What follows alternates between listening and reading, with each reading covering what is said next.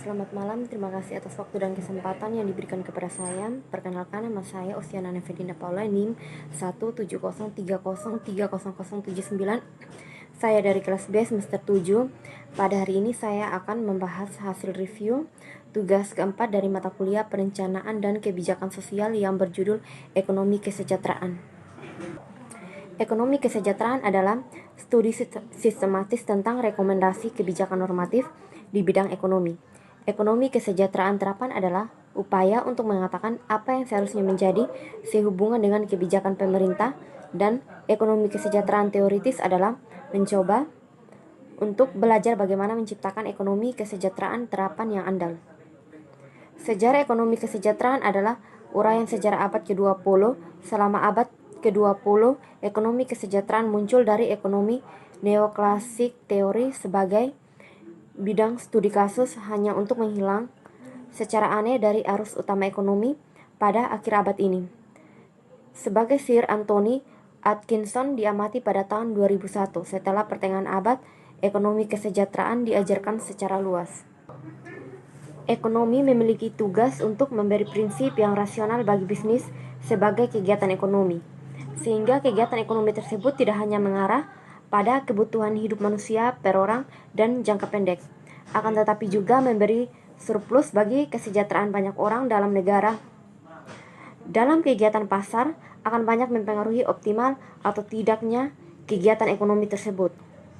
Kompetisi dalam pasar juga bisa menimbulkan dampak negatif untuk terwujudnya ekonomi kesejahteraan, di mana kompetisi pasar membuat konteks sosial yang harus diperhatikan dalam pencapaian ekonomi kesejahteraan menjadi lebih sulit tercapai.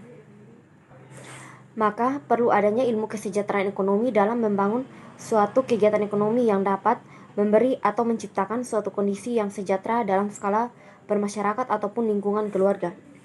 Ekonomi kesejahteraan mencoba untuk memaksimalkan tingkatan dari kesejahteraan sosial dengan pengujian kegiatan ekonomi dari individu yang ada dalam masyarakat. Kesejahteraan ekonomi mempunyai kaitan dengan kesejahteraan dari individu sebagai lawan kelompok, komunitas atau masyarakat, sebab ekonomi kesejahteraan berasumsi bahwa individu adalah unit dasar pengukuran. Ekonomi kesejahteraan juga berasumsi bahwa individu merupakan hakim terbaik bagi kesejahteraan mereka sendiri, yaitu setiap orang akan menyukai kesejahteraan lebih besar daripada kesejahteraan lebih kecil. Dan kesejahteraan itu dapat diukur baik dalam terminologi yang moneter atau sebagai suatu preferensi yang relatif. Namun, munculnya neoklasik ekonomi khususnya dalam karya Marshall memungkinkan fokus yang lebih sempit dan jawaban yang lebih tepat. Setiap pajak cukai akan menghambat produksi. Tidak diragukan lagi, tetapi tidak ada masyarakat yang beradab tanpa pajak. Berapa pajak tertentu menghambat produksi dan mungkinkah beberapa pajak lebih rendah membebani dengan cara ini dibandingkan yang lain? Alat elastisitas supply dan surplus permintaan konsumen dan produsen menunjukkan cara untuk menjawab pertanyaan pada tingkat detail itu. Pertanyaan-pertanyaan yang dapat dijawab oleh ilmu ekonomi klasik. Ini adalah peluang yang muncul bagi para ekonomi dengan pemotongan neo-ekonomi klasik dalam karya Marshall dan Pigou. Masalah besar ini sepertinya yang penting untuk menanyakan pajak mana yang kurang memberatkan harus dimiliki. Tampaknya gangguan dari pertanyaan yang lebih penting, apakah pasar aktif secara keseluruhan dapat meningkatkan kemakmuran bagi banyak orang dengan lebih baik daripada yang dapat diarahkan tindakan oleh negara. Mungkin ada sedikit keraguan tentang penilaian nilai yang mendasari alat neoklasik. Pendukung pasar bebas dan pendukung tindakan negara bisa sama-sama mengklaim bahwa kebijakan yang mereka dukung akan mendorong kemakmuran banyak orang. Kedua belah pihak dalam kontroversi besar ini berbagi penilaian nilai yang sama agak kabur.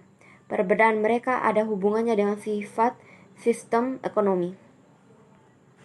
Ekonomi kesejahteraan Pigou dengan kuat didasarkan pada etika utilitarian teori seperti yang dipahami Pigou. Teori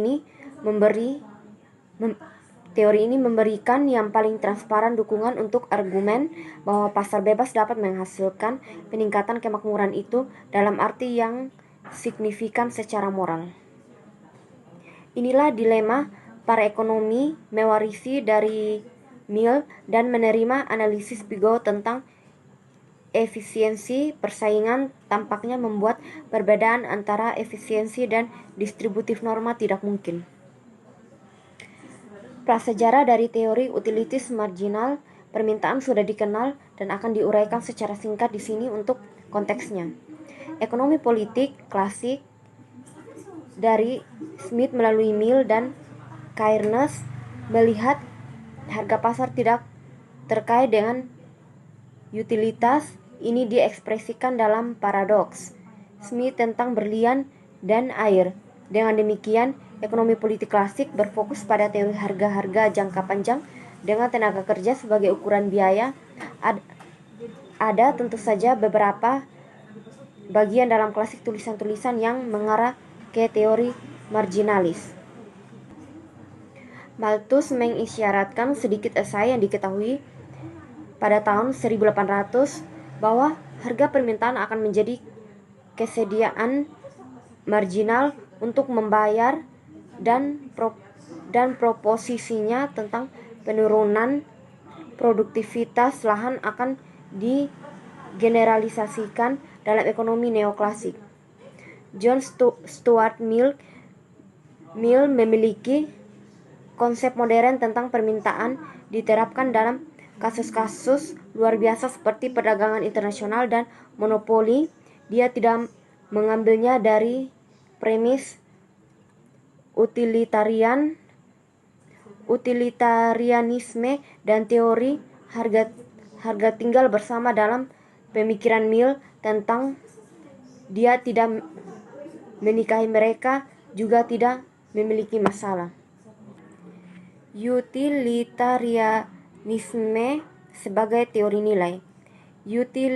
Utilitarianisme adalah sejenis konsekuensialis teori etika meskipun penerapannya mungkin terbatas pada kebijakan publik, tapi ada beberapa jenis konsekuensialisme dan utilitarianisme. Yang kedua, masalah ekonomi dan keterpaduan. Ringkasan eksklusif dari bagian ini karena kerumitan integrasi sebuah sistem fungsi permintaan atau dianggap sebagai persamaan diferensial parsial. Itu mungkin tidak mungkin untuk mendapatkan fungsi utilitas dari data pasar kecuali jika memang demikian diasumsikan bahwa fungsi utilitas dapat dipisahkan. Yang ketiga, Pigou utilitas kepuasan. Ringkasan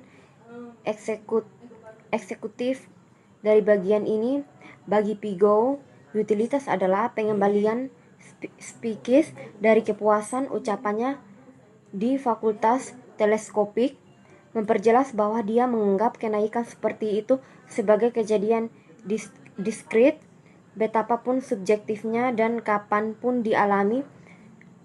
Dalam kekayaan dan kesejahteraan dan ekonomi kesejahteraan, Pigou mengurangi pertanyaan kebijakan publik untuk pertanyaan teori ekonomi, dan dia melakukan ini dengan mengadopsi standar utilitarian untuk kebijakan publik. Untuk mengatakan bahwa kita dapat menentukan pajak mana yang lebih sedikit beban beberapa dan betapa tidak memberatkannya, menyiratkan bahwa pemerintah seharusnya mempertimbangkan pajak kasus per kasus dan memiliki pajak yang paling tidak membebani mereka secara lebih umum. Pemerintah akan dapat mempertimbangkan manfaat dari proses pasar yang bertentangan dengan peraturan kasus per kasus. Tapi untuk orang percaya laissez-faire, ini akan membutuhkan negara untuk menjadi orang yang sangat usil. Mereka menentang ketepatan analisis Marshallian Jika memang bisa diterapkan, itu sendiri merupakan kekalahan bagi program mereka. Dan lawan dari free posisi pasar tidak lebih nyaman dengan pendekatan kasus per kasus. Mereka yakin bahwa sistem pasar hanya kacau dan tidak masuk akal, sehingga seperangkat aturan birokrasi yang sederhana dapat dengan mudah menghasilkan banyak hal peningkatan kemakmuran. Kesejahteraan merupakan sebuah istilah sederhana namun sulit untuk direalisasikan. Hal ini sering terjadi pada masyarakat yang sebagian besar hidupnya berada di bawah garis kemiskinan.